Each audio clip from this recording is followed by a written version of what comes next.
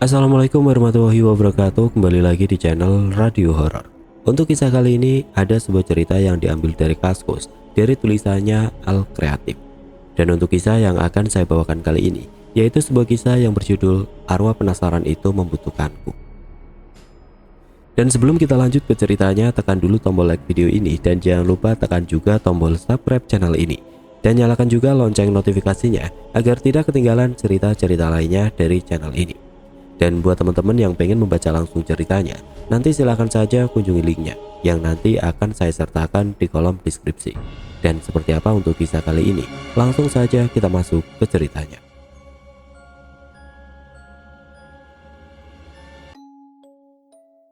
Setelah terbiasa dekat dengan dia, saya seperti peka terhadap hal-hal gaib. Entah itu cuma merasakan kehadiran makhluk lain, mencium aroma-aroma aneh, dan sebagainya. Walaupun kadang dia menjelaskan jika ada sesuatu yang lewat atau pas posisi saya berdekatan dengan makhluk itu. Za, sholat subuh dulu, bangun. Terasa tangan nyokap sedikit menepuk-nepuk pundak saya yang mulai agak sadar dari tidur. Saya lihat jam yang menempel di dinding kamar. Waktu sudah menunjukkan pukul 5:15 menit. Za, suara nyokap terdengar lagi. Iya mah, sahut saya yang masih setengah sadar. Pelan-pelan saya turunkan kaki saya dari tempat tidur dan mulai melangkah ke kamar mandi untuk mengambil wudhu. Ketika saya mulai membasuh telapak tangan, saya mencium aroma amis sangat menyengat. Mama kali ini habis nyangin ikan, bukannya disiram, pikir saya dalam hati sambil meneruskan ambil wudhu. Dan ketika membasuh kaki, saya sedikit dengar suara-suara gaduh di atap rumah. Saya nggak mikirin karena pikir saya itu paling Tom lagi ngejar Jerry.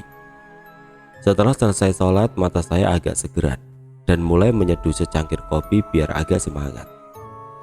Di dapur waktu saya mau seduh kopi, dia membuka percakapan. Barusan ada perempuan yang berdiri di kamar mandi, kata dia. Jangan-jangan bau amis tadi. Terus, kata saya penasaran. Ya sudah aku usir lah, tapi dia malah diam di atap dapur kamu. Lalu saya ingat suara gaduh yang tadi saya dengar. Ya sudahlah, lagian itu perempuan juga udah pergi. Setelah kopi saya seduh, saya duduk di teras rumah. Kamu ke kios papa hari ini? Tanya nyokap sambil membawa kue-kue kecil yang baru dibeli dari pasar tadi. Iya nanti paling. Kalau bisa berangkat agak pagi aja. Nanti sebelum ke kios, mampir dulu ke Poris, bawain kue ini dari mama buat abang kamu. Anaknya ulang tahun, kata mama. Oh si Eci, iya mah habis ini deh aku mandi dulu. Nyokap lalu memberikan bungkusan plastik hitam yang berisi kue buatan tangannya sendiri. Selesai mandi dan berpakaian, saya mengambil rokok dan bungkusan dari nyokap yang saya taruh di meja tamu. Setelah berpamitan, saya langsung menghidupkan motor saya dan berangkat menuju Poris. Sesampainya di rumah abang saya izin ke toilet buang air kecil dan kembali bau amis itu datang lagi. Wah, gak beres ini, masa sampai 2 kali sih? Saya mulai kesel. Biasanya memang sering kejadian seperti tercium aroma melati, suara ketawa dan lain-lain, tapi langsung hilang karena ada dia yang selalu ngusir mereka. Dan biasanya gak ada yang berani sampai 2 kali seperti ini. Nekat amat ya ini makhluk. Kamu ada? Tanya saya pelan. Takut kakak ipar di dapur dengar suara saya. Ya, terdengar suara dia di telinga saya. Ini makhluk yang tadi apa bukan? Ya, jawab dia singkat. Kamu kenapa sih? Ngomong singkat-singkat amat, kayak takut kehabisan pulsa, kata saya sedikit bercanda. Tidak tahu diri di perempuan. Udah diusir masih saja ngikutin. Oh dibakar kali. Wah, saya langsung paham dah. Jangan gitu dong, takutnya dia punya maksud lain, jawab saya menenangkan. Tanya saja ada perlu apa. Setelah beberapa detik dia kembali buka obrolan. Mau ada perlu sama kamu, kata dia. Oh ya sudah, nanti malam aja, kan ini mau kerja dulu dan situasinya masih banyak orang. Suruh pergi aja, nanti datang lagi ke rumah. Pikir saya biar cepat-cepat selesai ini masalah. Ya, kata dia menutup percakapan. Lalu bau amis itu hilang Dan setelah saya pamitan ke kakak ipar saya dan abang saya jalan bareng ke kios bokap. Hari ini di kios bokap lagi banyak banget kerjaan. Dan gak terasa waktu sudah menunjukkan jam 5 lewat. Sudah sore, sudah waktunya pulang. Setelah beres-beres, saya kembali memakai jaket dan menghidupkan mesin motor saya untuk berangkat menuju rumah saya di Kembangan. Setelah sampai rumah, karena saking lelahnya saya langsung merebahkan badan saya ke tempat tidur. Dan gak terasa, sudah di jam 9 malam. Saya langsung cuci muka dan ganti pakaian, lalu melihat nyokap sudah tidur dan kembali bau amis itu datang lagi. Oh iya, saya punya janji sama ini makhluk, tapi kok sepenasaran itunya sih dia sama saya. Saya langsung membuka percakapan dengan dia sebagai perantara komunikasi sama makhluk ini. Kamu ada? Ya. Makhluk tadi datang lagi ya? Ya, jawab dia singkat. Bisa minta tolong tanyakan ke dia nggak? Ada apa ya mau ketemu sama saya? Saya bicara selembut mungkin agar dia tidak salah paham. Iya. Setelah beberapa lama, mending kamu aja deh ngobrol langsung ke dia. Terlalu panjang ceritanya. Terdengar suara dia agak kencang di telinga saya. Ngobrol langsung kayak kita gini. Perempuan ini bukan jin. Dia arwah yang gak bisa berkata-kata ke manusia. Harus ketemu baru paham maksudnya apa, kata dia menjelaskan. Ketemu langsung. Dia serem gak? Kamu mau ngobrol ke perempuan ini atau enggak? Kalau enggak, aku usir aja. Iya. Tapi ada kamu kan di sini. Ya, sekarang matikan lampu dan tutup matamu. Jangan buka sebelum aku suruh.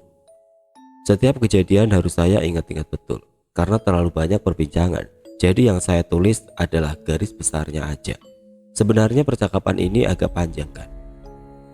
Setelah saya menutup pintu, takut-takut nyokap masuk dan mematikan lampu kamar, saya duduk sila dan tidak lupa baca-baca zikir buat jaga-jaga dan ngilangin rasa takut. Bau amis itu semakin tercium dan tiba-tiba dia berkata ke saya, sekarang buka pelan-pelan mata kamu, tapi ingat jangan teriak atau lari ya. Baru sekarang dia bilang saya jangan teriak. Wah, jadi males buka mata nih. Dengan rasa takut saya terpaksa buka pelan-pelan ini mata sambil terus sikiran dan berharap wajah ini makhluk gak seserem yang saya bayangkan. Baru mau sedikit terbuka, saya tutup lagi mata saya buat jaga-jaga biar gak kaget. Akhirnya setelah meyakinkan diri kalau gak akan terjadi apa-apa, saya beralih untuk buka mata saya. Terlihat samar-samar sesosok perempuan yang tingginya sekitar 160-an cm. Bajunya berwarna putih kotor agak rusak, rambut panjangnya seperti tidak terurus, dan saat saya perhatikan wajahnya, terlihat pinggiran matanya agak hitam pucat, dan mata sebelah kanannya mengeluarkan darah agak hitam, terus keluar sampai menetes ke pipinya. Dagunya rusak, dan terlihat sedikit tulangnya karena dagingnya yang robek. Anjir gila, serem banget. Saya kembali memejamkan mata saya dan menundukkan kepala saya. Wajahnya begitu menyeramkan dan karena banyak luka di wajahnya, hampir-hampir membuat saya mau muntah. Astaga, antara takut dan penasaran saya coba untuk menenangkan diri sambil membuka mata saya dan kepala saya masih dalam posisi menunduk takut. Maaf, saya tidak bisa memberikan penampilan yang baik kepada kamu. Tiba-tiba seperti ada yang bicara, namun tidak terdengar oleh telinga. Suara itu seperti ada di otak saya. Pelan-pelan saya angkat kepala saya dan kembali lihat wajah perempuan tadi. Masih agak takut saya beraniin untuk terus melihat ke arah dia.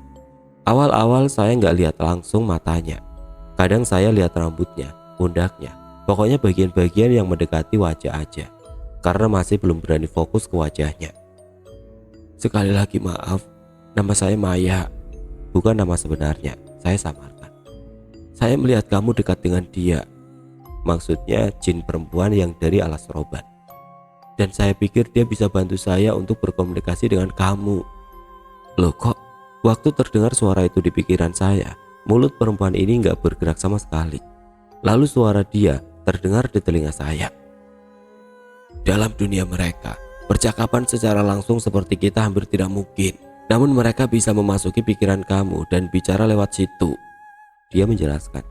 Saya melihat sekeliling dan mencari sosok dia, namun yang terlihat cuma arwah perempuan ini saja. Kamu di mana? Aku ada tepat di samping kamu. Yang kamu lihat ini adalah dunia arwah, bukan dunia aku. Saya agak tenang karena masih ada dia di samping saya, dan saya beranikan diri untuk melihat wajahnya dan ingin lebih tahu apa maksud arwah ini datang menemui saya. Maaf Maya, sebelumnya saya mau tanya, ada apa kamu ingin bertemu saya dan ingin berkomunikasi dengan saya? Sebelum meninggal, ada hal-hal yang ingin aku sampaikan kepada seseorang, dan karena kecelakaan itu, cita-cita dan harapan saya hilang untuk bisa hidup bahagia bersama dia. Wajahnya menunduk dan terdengar suara tangis dalam pikiran saya. Seseorang, kecelakaan. Saya masih belum paham saat itu maksud dari omongannya.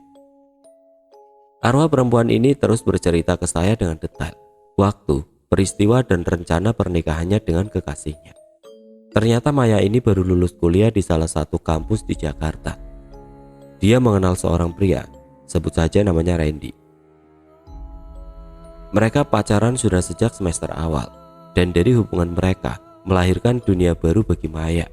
Dunia yang bahagia, lebih optimis, dan hampir tidak ada kesedihan saat itu. Namun hubungan mereka melampaui batas. Randy telah menyetubuhi Maya dan akhirnya Maya hamil. Randy belum mengetahui bahwa Maya hamil. Saat itu Randy masih berada di luar kota untuk melaksanakan tugas pekerjaan dari kantornya. Maya tidak memberikan kabar via telepon karena ingin bicara langsung dengan Randy soal kehamilannya. Pada suatu siang Maya hendak pergi ke salah satu rumah temannya di kawasan Rawabuaya. Perjalanannya melewati jalur perlintasan kereta api yang memang di sana sering terjadi kecelakaan karena tidak adanya palang pintu kereta. Saat itu kondisi Maya yang sedang mengalami awal-awal masa kehamilan agak pusing dan kurang konsentrasi dan mengakibatkan tubuh Maya tertabrak dan terseret kereta api sejauh 10 meter. Akhirnya Maya meninggal di tempat. Singkat cerita, ketika Maya hendak dimakamkan, rohnya menolak untuk pergi karena masih mencintai Randy dan ingin menyampaikan pesan terakhir pada kekasihnya itu. Maya sudah berusaha mendekati Randy, dan karena kini mereka beda dunia, Randy tidak paham akan isyarat-isyarat yang diberikan Maya kepadanya. Dari sini saya paham maunya ini arwah. Aku ingin minta tolong ke kamu, tolong sampaikan kepadanya kalau saya hamil dan sangat mencintai dia. Walaupun dia tidak bisa hidup bahagia, namun saya mohon, jangan lupakan saya dari hidupnya, kata Maya yang terdengar sedikit menangis. Perasaan saya udah gak enak dari awal. Dan bener aja nih, saya harus ketemu Randy, nyari rumahnya, dan bicara soal arwah kekasihnya yang sudah meninggal kepada orang yang baru dikenal. Udah kayak orang bener aja. Setelah saya menyanggupi, terlihat samar-samar Maya pergi dari hadapan saya. Dan bau amis yang dari tadi menyengat pun lama-lama hilang, mengikuti hilangnya Maya dari pandangan saya. Saya kembali menyalakan lampu dan tiduran sambil memikirkan bagaimana caranya membantu Maya. Apa yang harus saya bilang sama Randy pas ketemu? Dan alamatnya pun saya kurang paham.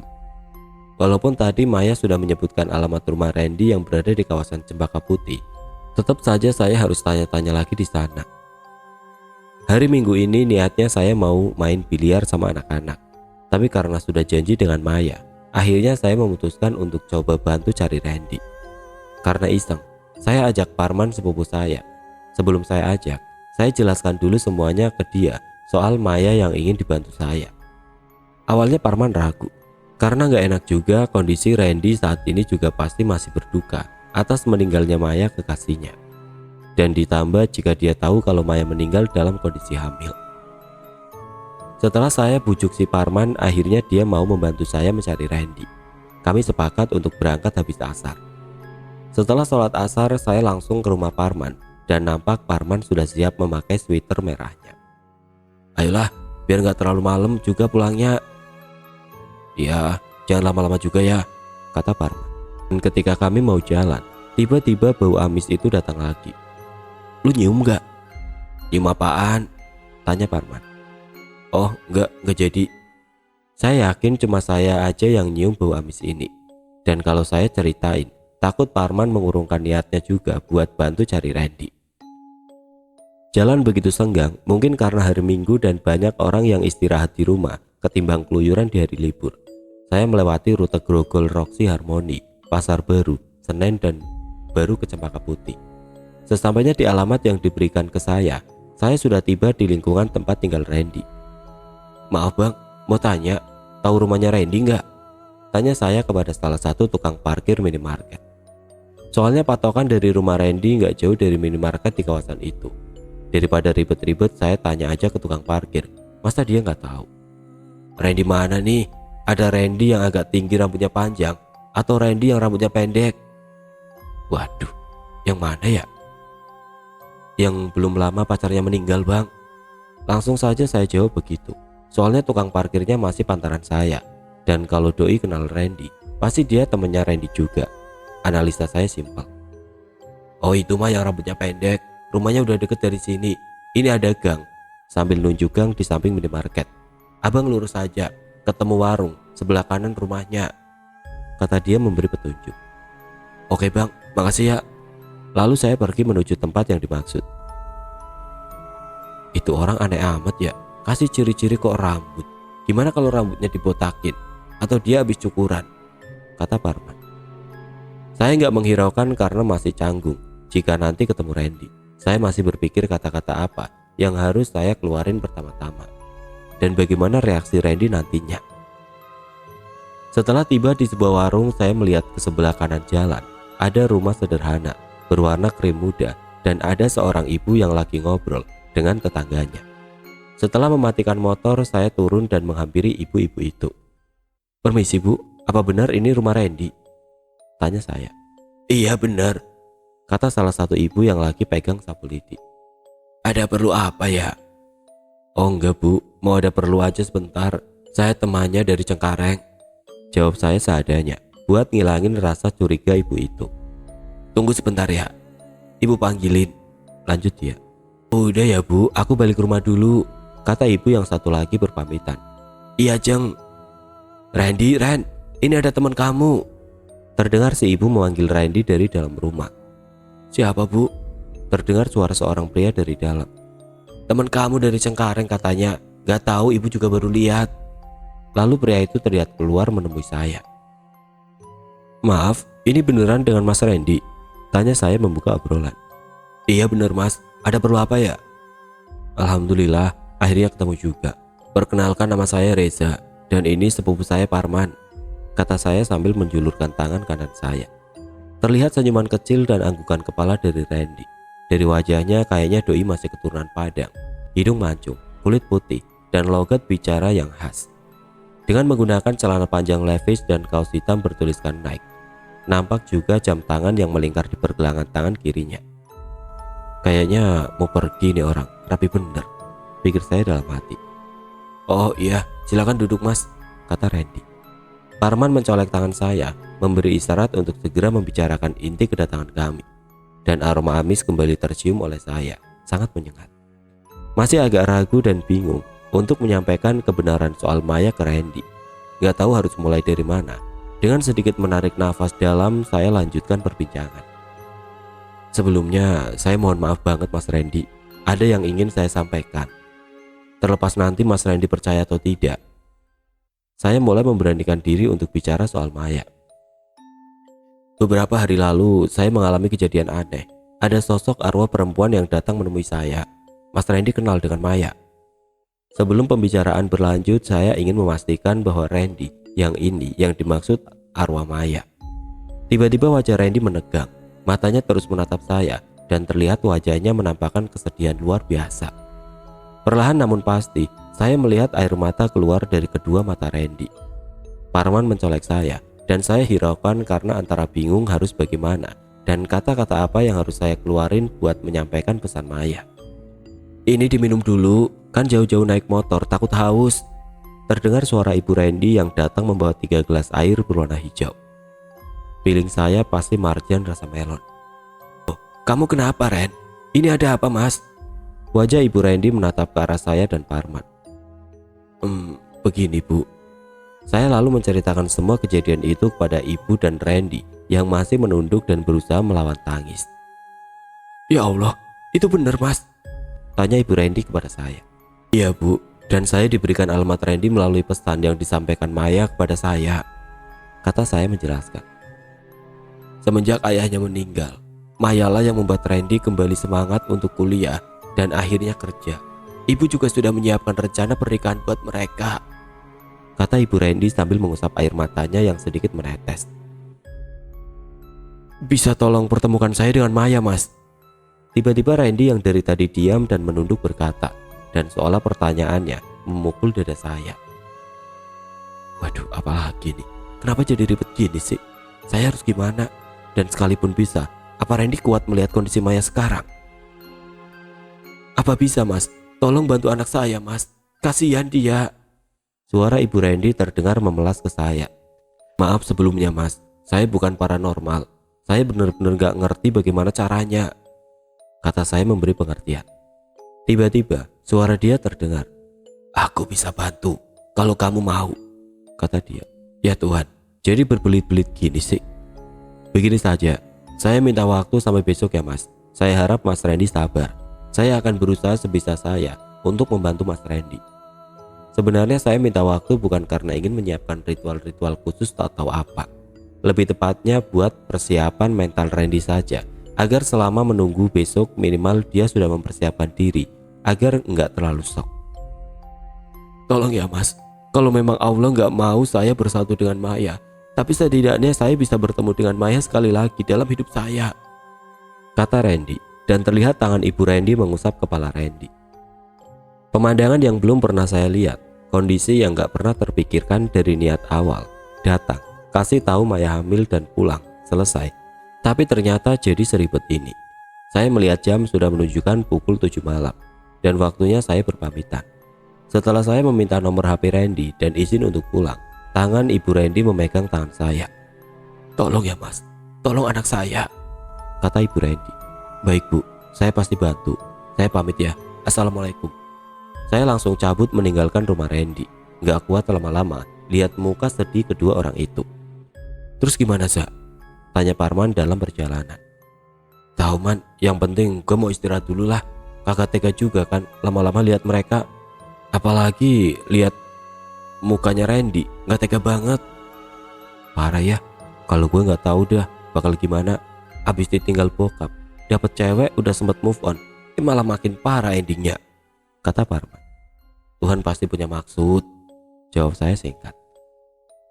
Ketika beberapa menit lagi sampai, Parman mengajak saya buat nongkrong dulu di warkop depan gang. Kita mampir dulu di warkop yuk. Udah, jangan terlalu dipikirin. Tangan Parman menepuk pundak saya. Sesampainya di warkop, saya lihat beberapa teman-teman lagi asik ngobrol. Ya, warkop itu emang salah satu tempat favorit di lingkungan saya. Baik bocah-bocah receh, anak muda, bapak-bapak, semua kalangan dah. Wih, yang habis jalan-jalan, dari mana lu pada? Abi menyambut kedatangan kami dengan sebuah pertanyaan basa-basi. Habis dari nyari-nyari sepatu, kata Parman berusaha menutupi cerita hari ini ke anak-anak. Jak, besok sore anterin gue yuk ke rumah bini gue. Suara Amir terdengar dari pojok bangku panjang. Kedua tangannya lagi asik mengaduk-aduk mie panas yang siap buat dimakan. Oh iya, Amir memiliki seorang istri, mantan istri lebih tepatnya. Dia telah bercerai karena satu dan lain hal. Namun Amir masih bertanggung jawab untuk memberikan biaya hidup untuk seorang anak perempuannya yang kini tinggal bersama mantan istrinya.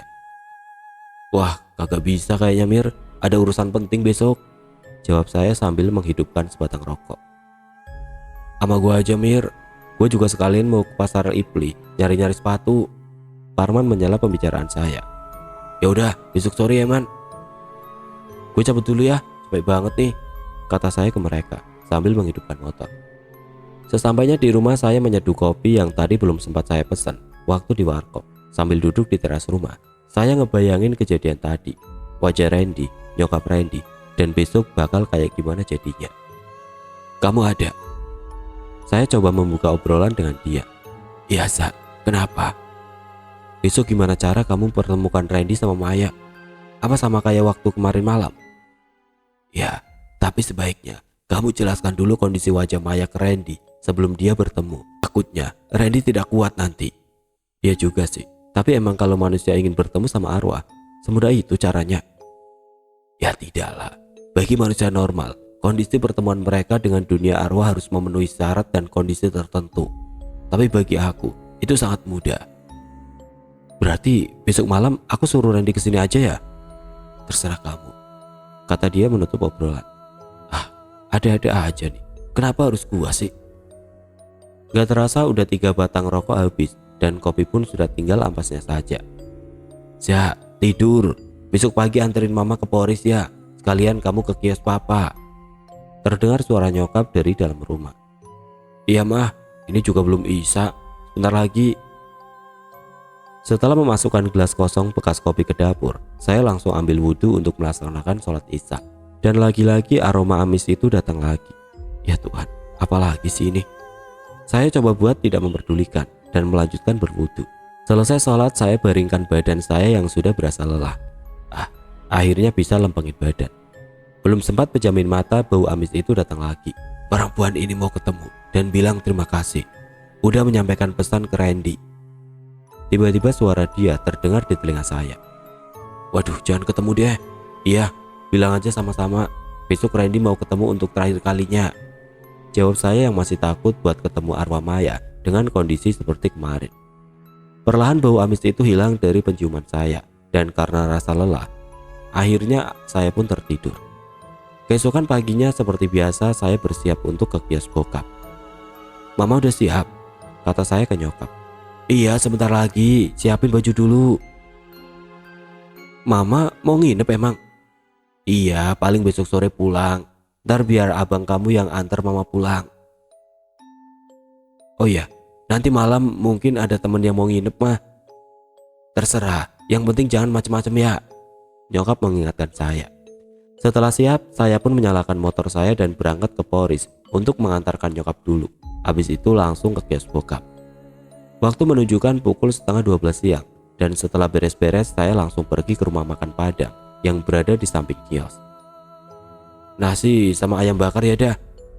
Pakai kuah rendang jangan lupa, kata saya kepada salah satu pelayan di rumah makan tersebut. Sebelum makan saya teringat Randy dan buru-buru saya keluarin HP dan langsung menghubungi Randy. Assalamualaikum Mas Randy. Waalaikumsalam Mas. Nanti malam ke rumah ya, kalau bisa sendiri saja, gak usah ajak temen. Nanti saya SMS alamat rumah saya. Alhamdulillah, berarti bisa ya Mas. Oke Mas, saya pasti ke sana, kata Randy. Terima kasih banyak ya Mas. Iya Mas Randy, ya sudah ya. Assalamualaikum. Waalaikumsalam. Randy menutup pembicaraan telepon kami. Setelah jam 5 sore, saya langsung pulang ke rumah dan menemui Pak Arman. Man, ntar kan Randy mau kesini. Nanti setelah Randy ketemu Maya, lu ke rumah ya, nemenin nginep. Gua takut Randy kenapa-napa nanti. Saya takut setelah Randy ketemu kekasihnya, dia gak kuat dan melakukan aksi-aksi nekat. Agak lebih juga sih pikiran saya. Cuma kan segala sesuatu bisa saja terjadi. Iya, lu kalau ada masalah gini baru ke gua. Suwek banget lu, kata Pak Arman sambil memasukkan tali sepatu yang baru saja dibeli. Pikir saya, pasti dia tadi pulang dari nganterin Amir. Dia bener mampir beli sepatu. Ya udah, gue balik dulu ya, kata saya menutup percakapan. Rumah Pak Arman berhadapan-hadapan dengan rumah saya, jadi dia pasti tahu kalau ada tamu yang datang ke rumah saya. Waktu menunjukkan pukul setengah 9 malam dan terlihat sorot lampu motor masuk dari gang rumah dan motor itu berhenti tepat di depan rumah saya. Terlihat sosok Randy dengan senyum tipis sambil menundukkan kepalanya ke arah saya. Mas, kata dia sambil menurunkan helmnya di kaca spion motor metiknya. Iya Mas Randy, masuk. Assalamualaikum, kata Randy sambil menjulurkan tangan kanannya ke arah saya. Waalaikumsalam. Silakan duduk Mas. Jam berapa dari rumah? Tanya saya basa-basi, karena gak penting juga dari jam berapa dia berangkat. Yang penting sampai dengan selamat ke rumah saya. Habis maghrib Mas, agak macet tadi dan sempat nyasar juga sampai ke gang sebelah, kata dia sambil terus mengeluarkan senyum khasnya.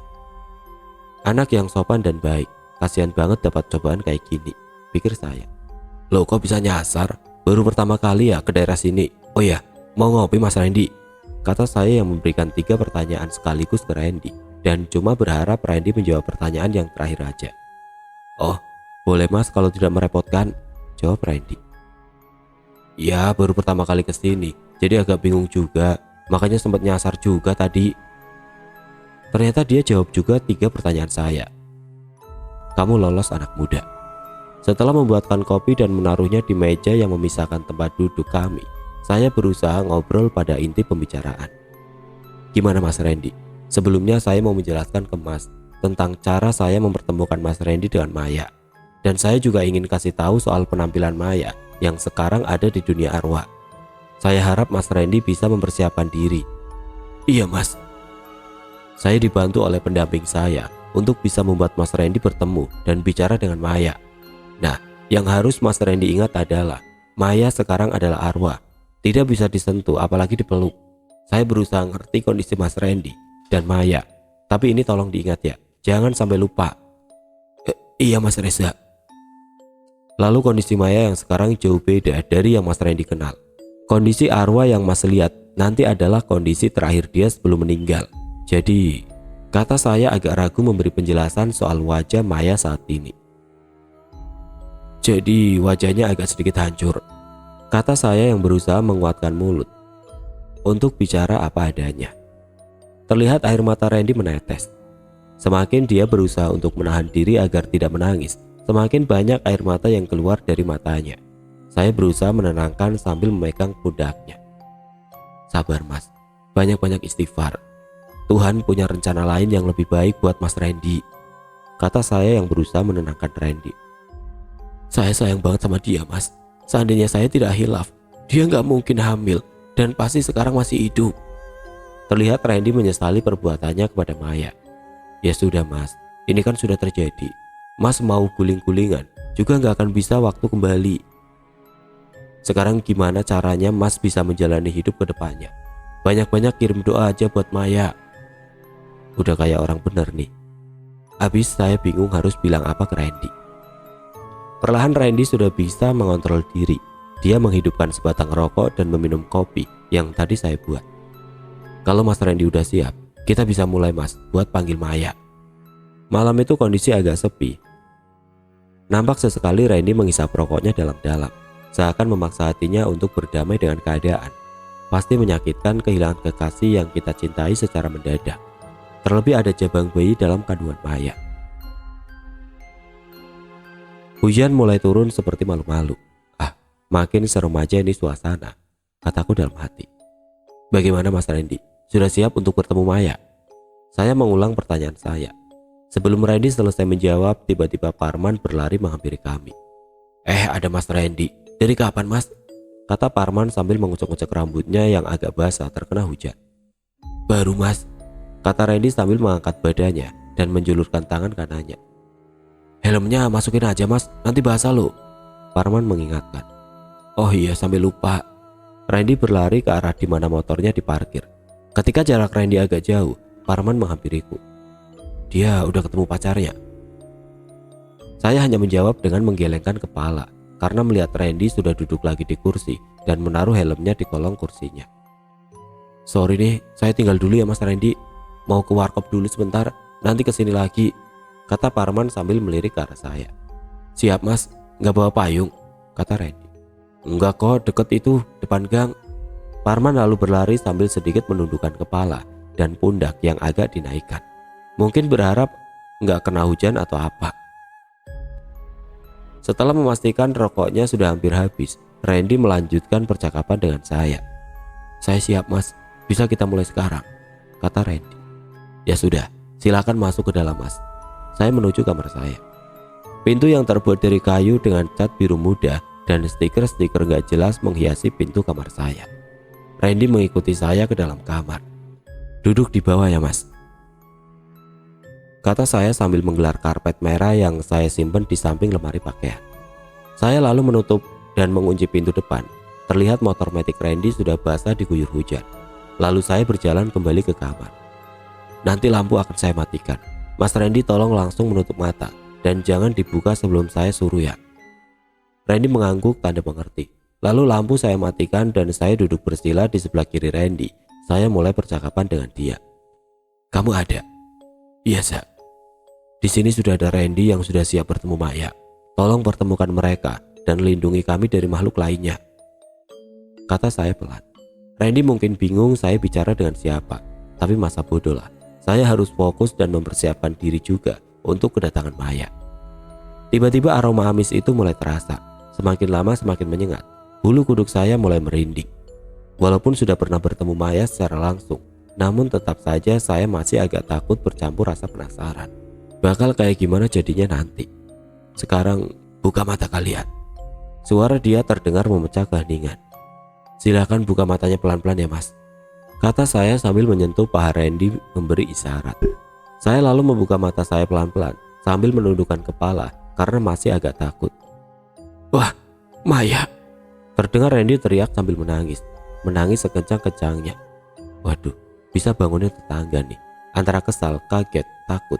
Saya usap-usap pundak Randy yang masih terlihat samar-samar karena cahaya lampu ruang tengah yang tembus melalui ventilasi udara di atas pintu. Sabar mas, istighfar mas, kata saya sedikit kencang mengalahkan tangisan Randy. Tanpa sadar saya menoleh ke arah Maya dan terlihat mata Maya memelas penuh kerinduan. Dengan kepala agak menunduk, Maya menjulurkan tangan kirinya. Randy yang masih menahan tangisnya berusaha menggapai tangan Maya. Lalu saya tarik tangan Randy dan memegang kuat-kuat di atas pahanya. Ingat yang saya bilang mas, Maya sekarang adalah arwah, jangan bertindak konyol, kontrol mas, kata saya.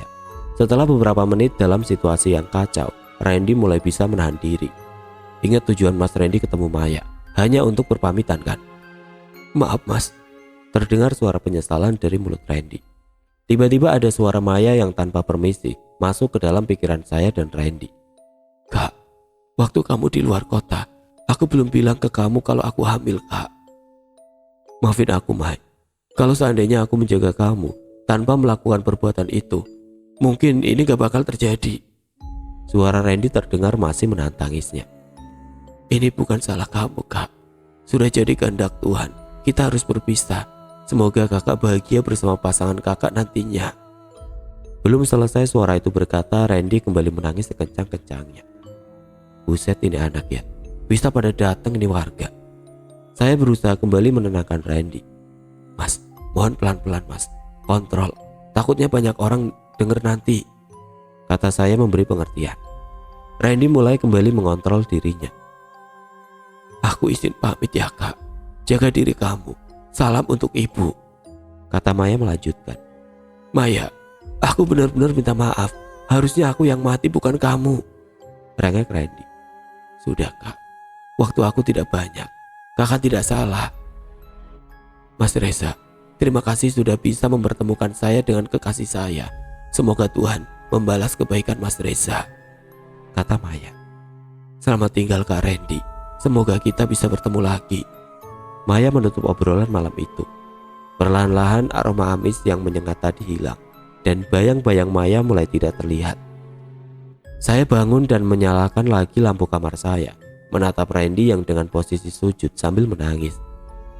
Situasi yang sulit buat saya, melihat seorang pria yang sudah kehilangan kekasihnya kini bertemu arwah dan kembali lagi berpisah. Apa saya salah udah mempertemukan mereka? Kalau begitu, jadinya Randy tersiksa 2 kali.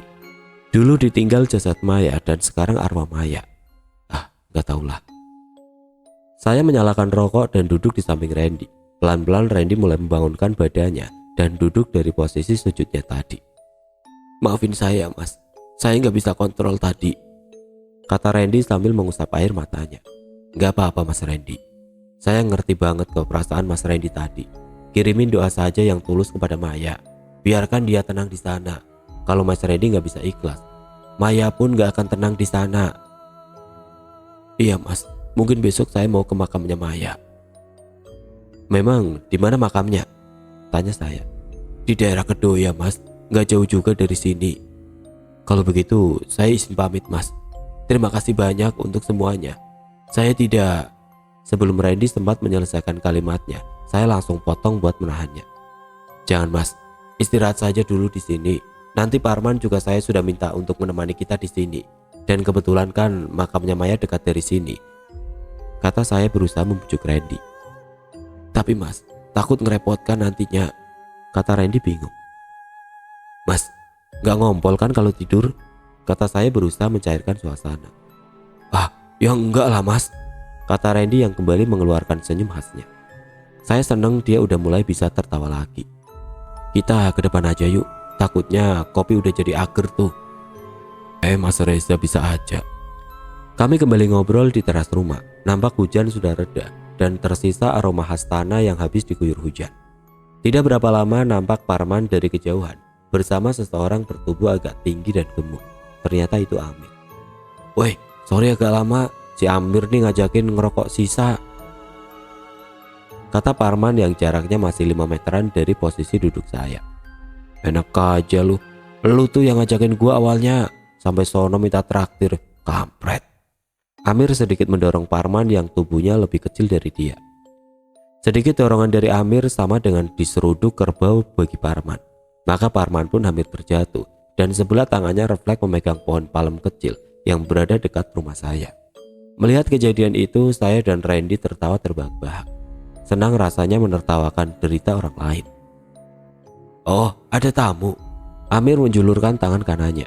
Amir, kata Amir memperkenalkan diri. Randy, kata Randy menyambut tangan Amir sambil berdiri sedikit dari kursinya. Nginep Mas Randy, kata Amir. Mungkin kalau tidak merepotkan, kata Randy sambil menoleh ke arah saya.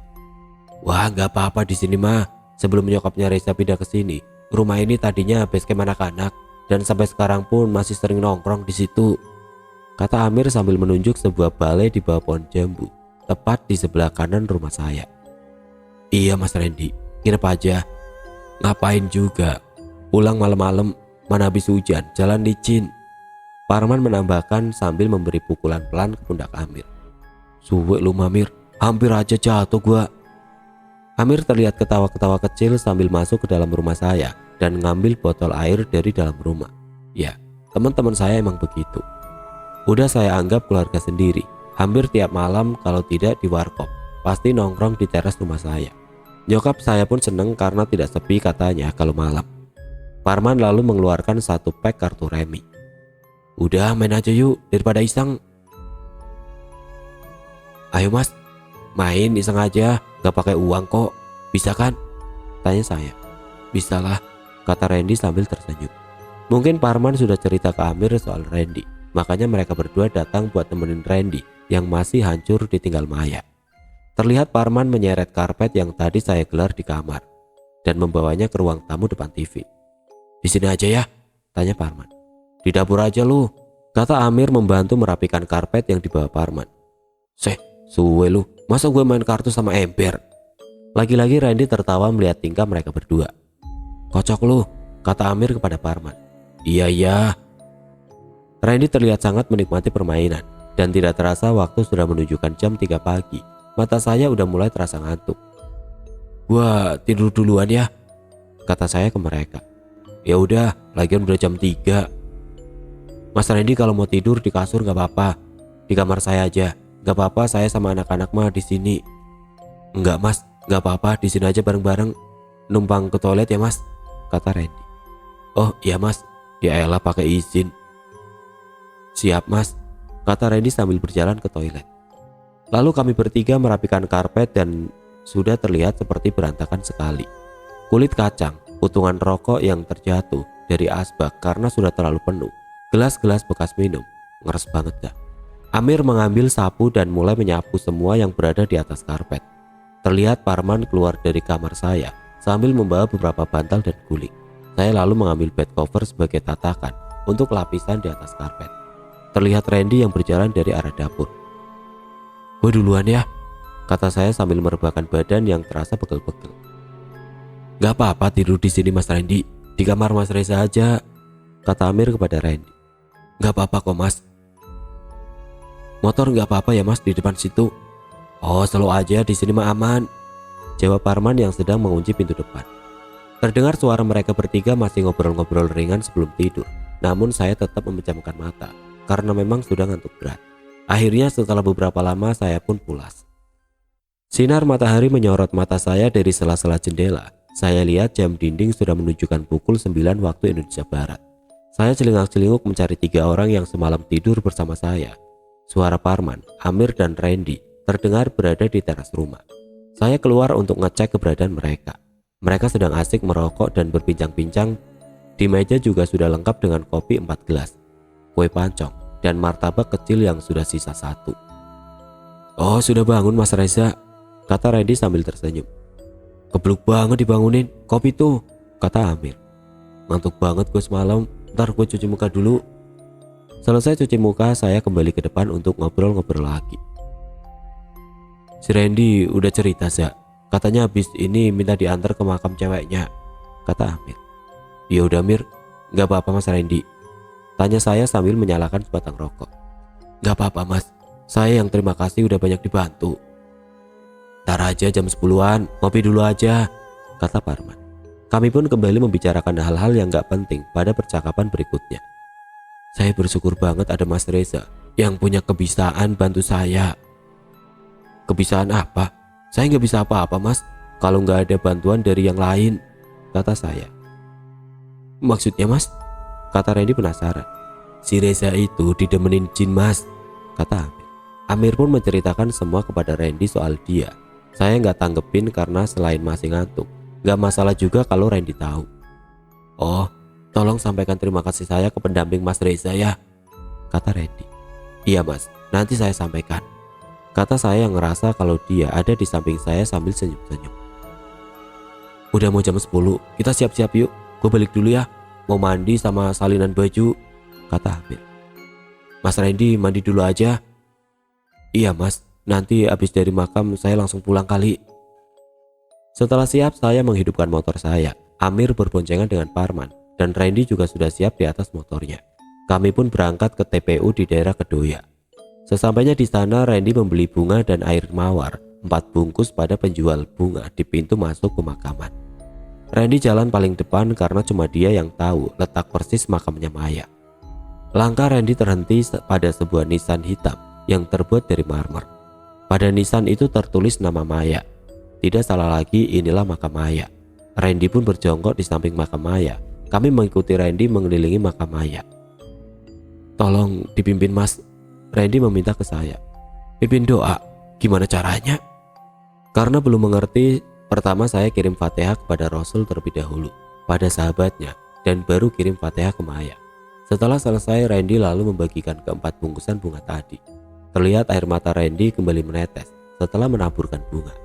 Randy berkata sambil memegang batu nisan Maya. Kamu udah tenang di sana. Terima kasih untuk semuanya. Semoga Allah tempatkan kamu di tempat terbaik di sisinya. Gak terasa air mata kami bertiga ikut menetes. Kami menaburkan bunga di atas makam Maya. Seorang wanita yang cuma memiliki keinginan untuk hidup bahagia bersama kekasihnya. Namun takdir berkata lain. Perlahan saya memegang pundak Randy. Randy bangkit dari posisi jongkoknya. Sekali lagi terima kasih Mas Reza, Mas Parman, Mas Amir sudah nemenin saya, membantu saya bertemu dengan Maya. Semoga Allah membalas kebaikan kalian, kata Randy. Kami bersalaman dan saling berpamitan. Selamat tinggal Mas Randy. Semoga Anda kuat menjalani hari-hari ke depannya. Selamat tinggal Maya. Semoga kamu tenang di alam sana.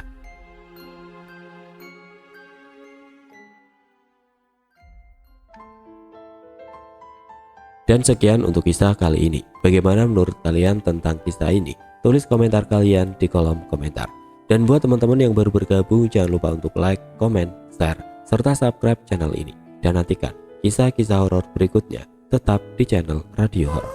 Wassalamualaikum warahmatullahi wabarakatuh.